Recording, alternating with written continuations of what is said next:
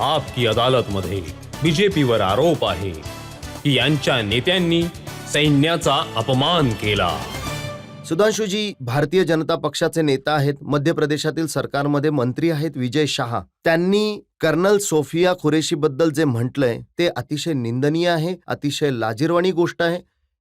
हे म्हणणं की ज्यांनी आमच्या लेकींचं कुंकू पुसलं, आम्ही त्यांच्या बहिणीला पाठवून आम्ही त्यांना हा असा धडा शिकवला. हे बघा, हे अतिशय निंदनीय विधान आहे आणि यामुळे यासाठी त्यांनी माफी देखील मागितली, खेद देखील व्यक्त केला.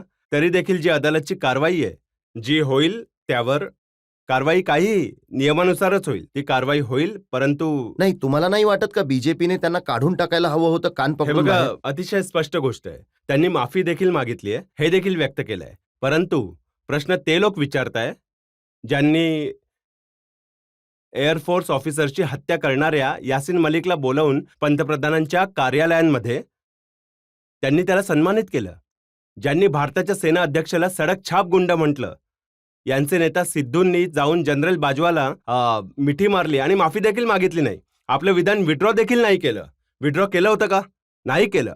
जे हाफिज साहेब म्हणाले, जे ओसामाला जी म्हणाले, हे तर काहीच नाही. भारताच्या संसदेवर झालेल्या हल्ल्यामध्ये जे लोक शहीद झाले त्यांच्या कुटुंबांनी मेडल परत केले, कारण सुप्रीम कोर्टातून शिक्षा झाल्यावर देखील अफजल गुरुला 7 वर्ष फाशी नाही दिली. त्यामुळे त्यांच्या डोळ्यांमध्ये अश्रू नाही आले. बाटला हाऊस एन्काउंटरच्या आरोपींसाठी आले होते. त्यामुळे सैन्याच्या शौर्याबद्दल आणि सैन्याच्या सन्मानाविषयी ज्या प्रकारची प्रतिबद्धता भारतीय जनता पार्टी आणि मोदीजींची राहिली आहे, मला वाटतं यावर प्रश्न निर्माण करणं हे बघा, मी अजिबात तुमच्या सगळ्या गोष्टी मान्य करतो, परंतु जे विजय शाह यांच्याविषयी तुम्ही म्हणत आहात ना, 2 wrongs don't make a right.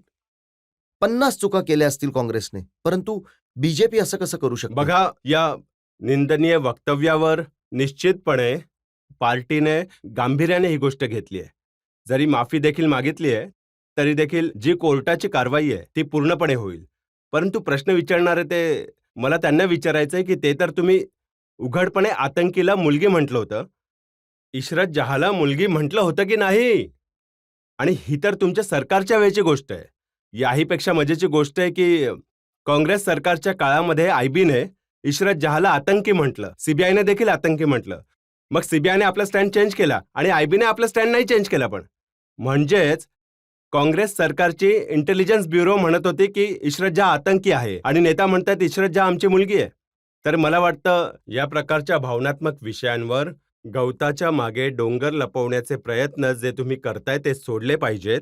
सैन्य, सैनिक आणि कर्नल कुरेशींची आणि त्यांची संपूर्ण कुटुंबाची जी परंपरा आहे भारताच्या सैन्याबरोबर, त्याचा भारतीय जनता पार्टी आणि प्रत्येक भारतीय मनापासून सन्मान करतात.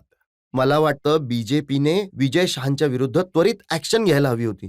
तुमचा नाईलाज असू शकतो, माझा नाहीये. मी तुमच्या या गोष्टीशी सहमत नाहीये. नाही, तो तुमचा विचार आहे, सहमत नसणं. पण माझं म्हणणं आहे, तुम्ही देखील दोन्ही आरोप सांगा आणि त्याच्यानंतर निर्णय घ्या. हे अशा बघा, प्रकारे आणखी एक नेता आहेत, मध्य प्रदेशातीलच आहेच ते देखील. ते म्हणाले की सैन्याने नतमस्तक झालं पाहिजे मोदीजींच्या समोर.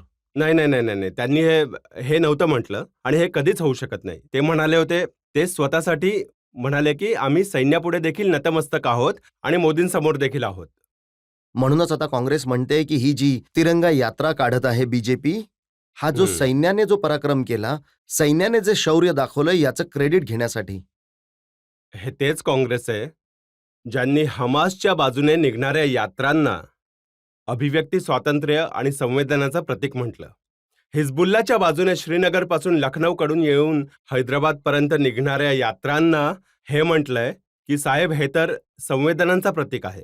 आणि भारतीय सैन्याच्या अप्रतिम शौर्याच्या समर्थनासाठी निघणाऱ्या तिरंगा यात्रेला राजनीतीचं प्रतीक म्हटलंय. तुम्ही विचारा, गाझाबद्दल ट्विट बघा यांचं. काय लिहितात? All is on Rafah. आणि गाझामध्ये म्हणतात क्राईम अगेन्स्ट ह्युमॅनिटी वगैरे वगैरे. आणि काय माहित काय गोष्टी लिहितात. परंतु सैन्याच्या शौर्याबद्दल बोललं तर त्यांच्यासाठी समस्या आहे. आणि तसंही मला म्हणायचंय, मी एक नाही अनेक डिबेट्समध्ये तुम्ही जाऊन विचारा, सैन्याच्या शौर्याबद्दल विषय येतो. तर मी विचारलं कित्येक जणांना की बाबा 71च्या वॉरमध्ये तुमचे जज साहेब बसले आहेत, त्यांच्यापेक्षा तर मी चांगला जाणकार नाहीये. पॅराट्रुपर्सना कोणी लीड केलं होतं ढाकामध्ये? म्हणजे किती मोठं ऑपरेशन होतं की सरळ आम्ही ढाकावर पॅराट्रुपर्स लोड केले. जनरल जेकबने कोणी नाव नाही सांगू शकलं. ईस्ट ऑफ द ईस्टर्न आपले ईस्ट कमांडचे जे चीफ होते जनरल जगजित सिंग अरोरा ज्यांनी साईन केलं त्यांचे श्रेय नव्हतं, जनरल जेकबचं श्रेय नव्हतं, सॅम मॅनिक्शनचं श्रेय नव्हतं. तेव्हा तर सगळे त्यांना फक्त एकच नाव आठवतं, इंदिरा गांधी. म्हणजे तेव्हा सगळं काही इंदिरा गांधींनी केलं होतं. आता सैन्याने आणि आम्ही म्हणालो आम्ही कधीच श्रेय नाही घेतलं. आता तिन्ही गोष्टी बघा. 2016 मध्ये प्रेस कॉन्फरन्स कोणी केली? Director general military operation. 2019 मध्ये कोणी केलं? एअरफोर्सनी. 2025 मध्ये कोणी केलं? सैन्याच्या 2 लेकींनी, 2 ऑफिसर्सने. तर आम्ही राजकारण नाही केलं, सैन्यानेच केलं आणि आम्ही ते सांगितलं. सैन्याने सांगितलं, आम्ही म्हणालो खूप चांगलं केलं. राजकारण त्यांनी केलं की नेहमी श्रेय स्वतः घेण्याचा प्रयत्न केला. आता तर ते म्हणतायत की मोदीजी श्रेय घेण्याचा प्रयत्न करत आहेत ऑपरेशन सिंदूरचं. बघा, मोदीजींच्या कार्यकाळामध्ये सैन्याचं मनोबल देखील वाढलंय, आत्मबळ देखील वाढलंय आणि जे सैन्य बळ आहे ते देखील वाढलंय. आम्ही कुठल्याही गोष्टीचं श्रेय घेण्याचा प्रयत्न करत नाही. कारण काय आहे की सैन्याच्या बाजूने ज्या प्रकारे आमचं सरकार आल्यानंतर, मला एक छोटंसं उदाहरण द्यायचं आहे. ॲटॉमिक एक्सप्लोजन अटलजींच्या सरकारमध्ये झालं होतं 98 मध्ये. 74 मध्ये देखील झालं. काय फरक होता? 74 मध्ये भारत म्हणाला याआधी की भारत सांगेल, रूस आणि अमेरिका दोघांनी अनाऊन्स करून टाकलं. 98 मध्ये अमेरिकेला कळलं नाही जोपर्यंत भारताने अनाऊन्स केलं नाही. 74 मध्ये ते म्हणाले नाही आम्ही शांतीपूर्ण कार्यासाठीच केलंय. 98 आपण म्हणालो नाही, शांतीपूर्ण कार्यासाठी नाही केलं. We are the nuclear state. आपण स्वतःला न्यूक्लिअर स्टेट डिक्लेअर केलं. सैन्याचं मनोबळ वाढलं. मोदीजी आले तर आपण न्यूक्लिअर सबमरीन, न्यूक्लिअर मिसाईल आणि जिथे जल थल नभ या तिघांमध्ये आपण त्यांना न्यूक्लिअरने एम्पॉवर्ड केलं. आता त्यानंतर बघा, सैन्याच्या सन्मानाची एकच गोष्ट सांगतो, परत एकदा सांगतोय. यांनी यासिन मलिकला बोलवून पंतप्रधानांच्या कार्यालयामध्ये सन्मानित केलं, ज्यावर एअरफोर्सच्या अधिकाऱ्यांच्या हत्येचा आरोप होता. मोदीजींनी कोणाला बोलवलं? 2015 मध्ये वीर अब्दुल हमीदच्या शहादतीची 50वी वर्षगाठ झाली तेव्हा त्यांच्या संपूर्ण कुटुंबाला आणि पत्नीला बोलवून पंतप्रधान निवासस्थानी सन्मानित केलं. सैन्याचा सन्मान हा असतो, ना की तो. हे काय म्हणायचंय? Zero tolerance on human rights. म्हणजे सैन्यावरती कारवाई होत राहील. आम्ही म्हणालो झिरो टॉलरन्स ऑन टेरर. यांच्या काळामध्ये भावना नसलेली सरकार आणि बांधलेल्या हाताचे सैन्य होते. आज भावनाशील सरकार आणि मोकळ्या हातांचं सैन्य आहे. आणखी एक प्रश्न घेऊ शकतो ऑडियन्स मधून? बोला. पाकिस्तानची सगळी जनता याला म्हणते जिहाद, आणि ते खूप वाईट प्रकारे हरल्यानंतर सुद्धा त्यांचे आर्मी चीफ मुनीर म्हणतात हा तर अल्लाने दिलेला विजयाचा आशीर्वाद आहे. तर यामध्ये इस्लाम कुठून आला? हेच खूप मजेशीर गोष्ट आहे. तो इस्लामिक ब्रदरहूडच्या नावावर बनला होता, तर 25 वर्ष एकत्र राहू शकला नाही. कुणी मारलं जाऊन? बांगलादेशमध्ये, म्हणजे त्यावेळच्या ईस्ट पाकिस्तानमध्ये. जनरल टिक्का खा ते मुस्लिम नव्हते का? And the same this was who was named as butcher of Bangladesh. 73 मध्ये त्याने बलुचिस्तानमध्ये जाऊन तेच केलं. He was called butcher of Balochistan. आज खैबर पख्तुनख्वामध्ये तारिक तालिबान कोणाच्या विरुद्ध लढतात? ठीक आहे, जाऊ द्या. जर त्यांच्या इस्लामची गोष्ट आहे, मग हे पेशावरच्या मशिदीवर धमाका का होतोय? रावळपिंडीवर धमाका का होतोय? तिथे तर 100% मुसलमान आहेत. यामुळेच हा जो फॅकेड होता की आम्ही इस्लामच्या नावावर केला आहे, तो देखील आता तुटत असल्याचा दिसून येतोय. परंतु हा जो तुम्ही प्रश्न विचारलाय हा यासाठी खूप महत्वाचा आहे की आज त्यांना असं वाटतंय, हे जगजाहीर आहे की त्यांना भारताकडून संपूर्णपणे हरवलं गेलं आहे. म्हणूनच केवळ त्यांना धार्मिक आणि धर्माच्या गोष्टींचा सहारा घ्यावा लागतो. हे तुम्ही बघितलं असेल, तुम्ही व्हिडिओ फुटेज सुद्धा पाहिलं असेल. तर त्यांचे प्राईम मिनिस्टर अल्लाच्या कृपेमुळे हे झालं. इतक्या वेळा त्यांनी इन्शाअल्लाह, अल्हम्दुलिल्लाह इतक्या वेळा बोलले. आपल्या इथे तर कोणी नाही म्हटलं. तर यामुळेच फरक काय आहे.